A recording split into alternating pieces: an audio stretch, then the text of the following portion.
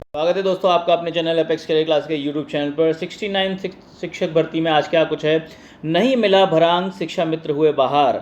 MRC की वजह से कम गई है मेरिट।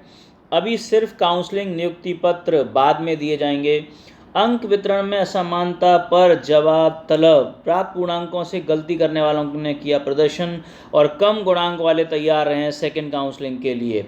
इन सभी मुद्दों पर हम डिस्कस करेंगे, लेकिन यदि आप इस चैनल पर नए हैं तो प्लीज़ सब्सक्राइब कर लीजिए, बेल आइकन को भी दबा दीजिए ताकि जो भी इन्फॉर्मेशन है वो आपके पास सही समय से पहुंच जाए। अभी शुरुआत करते हैं। 69,000 शिक्षक भर्ती में नहीं मिला भरांक और शिक्षा मित्र हुए बाहर। 69,000 शिक्षक भर्ती के लिए बेसिक शिक्षा परिषद की ओर से जारी 67,867 अभ्यर्थियों की मेरिट को लेकर सवाल खड़ा हो गया है। बेसिक शिक्षा परिषद के स्कूलों में पढ़ाने वाले कुछ शिक्षा मित्रों को उनके अनुभव का भरांक 25 अंक नहीं मिला है, जिससे वे मेरिट लिस्ट से बाहर हो गए हैं। भरांक का लाभ नहीं पाने वाले ऐसे शिक्षा मित्र हैं जिन्होंने विशिष्ट बीसी परीक्षण प्राप्त किया या संस्थागत बीटीसी परीक्षण प्राप्त किया है।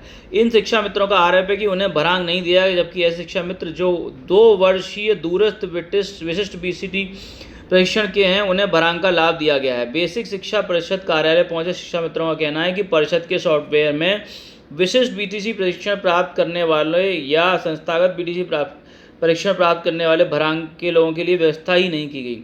आरोप लगाया है कि एनआईसी ने ऐसा सॉफ्टवेयर तैयार किया जिसमें उनके लिए भरांक नहीं था। उनका कहना है कि 68,500 शिक्षक भर्ती में विशिष्ट बीटीसी प्रशिक्षण प्राप्त करने वाले या संस्थागत बीटीसी प्रशिक्षण प्राप्त करने वालों का भरांक दिया गया है। इस तरीके से दोस्तों बहुत सारे शिक्षा मित्र जो है वो इस परीक्षा से बाहर हो जाएंगे, क्योंकि एनआईसी ने जो है इस तरह के सॉफ्टवेयर में ये अपलोड ही नहीं किया कि वो इस भर्ती में शामिल हो पाएँ। वहीं दोस्तों अगर मैं आपके बारे में बात करता हूँ कि एमआरसी की वजह से कम गई है मेरिट। परिषदीय स्कूलों में 69 सहायक अध्यापकों में चयन में अहम बदलाव हुआ। जिस तरह से भर्ती की लिखित परीक्षा में बड़ी संख्या में अभ्यर्थी उत्तीर्ण हुए थे, उनसे अभी अधिक गुणांक जाने का फैसला बड़ा था, लेकिन जिला आवंटन में एसटी को छोड़कर अन्य के चयन गुणांक में बहुत अंतर नहीं है। सामान्य व ओबीसी के अंतिम कट ऑफ अंक के बीच दशमलव का ही फासला है। इतना ही नहीं, सभी वर्गों की चयन सूची सीटों के सापेक्ष एक साथ बढ़ती गई। मेरिट में आए अभ्यर्थी मनचाहा जिला पाने में सफल रहे, वहीं कम मेरिट वालों को दूर के जिले में चयन हो गया। ये एक्चुअली जो है बिल्कुल सही इस तरह इन्होंने लिखा है। 68,500 में ये हुआ था कि जिनके अंक ज़्यादा थे उनको जनपद या पास के ज़िले नहीं मिले थे, दूर के मिले थे, उसी का ये परिणाम है। अभी यहीं आगे देखते हैं। बेसिक शिक्षा परिषद की ओर से जिला आवंटन में 67,867 अभ्यर्थियों का चयन हुआ है। सूची में यह उल्लेख नहीं है कि चयनित विद्यार्थी किस वर्ग का है, उसका गुणांक क्या था। अगर आपको याद हो, मैंने 2-3 वीडियो पहले भी ये डिस्कस किया था, ये बताया था और मांग की थी कि इस जो लिस्ट आई है इसमें यदि गुणांक और उसकी कैटेगरी नहीं होगी तो ये पता लगाना मुश्किल हो पाएगा कि भर्ती की प्रक्रिया सही है या नहीं है। इस आदेश की वजह से, इस हाईकोर्ट का जो एमआरसी लागू करने का आदेश था, इसकी वजह से करीब 31,000 रैंक तक की सामान्य वर्ग का चयन होना चाहिए था, लेकिन 50,000 रैंक तक वे चयनित हुए हैं। अभी वहीं अगर दोस्तों हम बात करें कि इस समय अभी काउंसलिंग हुई है, नियुक्ति पत्र बाद में मिलेगा। चयनित शिक्षकों को स्कूल का आवंटन ऑनलाइन किया जाएगा। इस व्यवस्था में बेसिक शिक्षा अधिकारी मनमाने तरीके से स्कूलों, ये लिखा है, तरीके से स्कूल आवंटित नहीं कर सकेंगे। ये इंपॉर्टेंट बात है। बल्कि जिन स्कूलों में शिक्षक की ज़रूरत है वहीं चयनितों को भेजा जाएगा। बेसिक शिक्षा के महानिदेशक विजय किरण आनंद ने कहा कि इसके लिए महकमे में तैयारी शुरू हो गई है, जल्दी सॉफ्टवेयर बना लिया जाएगा। ये बात है। अब देखिए वहीं पर ये बात मैं आपको बता दूं कि अंक वितरण में असमानता पर जवाब तलब। तो बहुत सारे जो प्रॉब्लम्स आई हैं वो क्या हैं मैं आपको बताता हूं। इलाहाबाद हाईकोर्ट ने 69,000 सहायक अध्यापक भर्ती में घोषित परिणाम में अंक के वितरण में असमानता आने पर राज्य सरकार और बेसिक शिक्षा परिषद से जानकारी मांगी है। मामले की सुनवाई 9 जून को होनी है।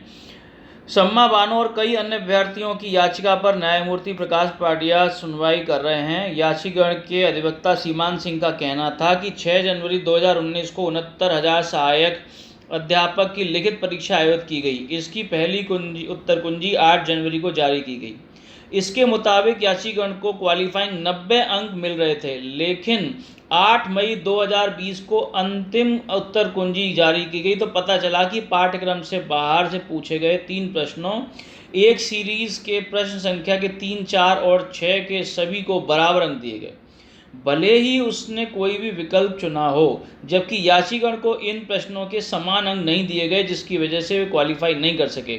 यदि इनको 3 प्रश्नों के अंक अभ्यर्थियों की तरह दे दिए जाएं तो वे क्वालिफाई कर जाएंगे। कोर्ट ने इस मुद्दे को विचारणीय मानते हुए जानकारी तलब की है। ये भी एक बहुत महत्वपूर्ण बात है।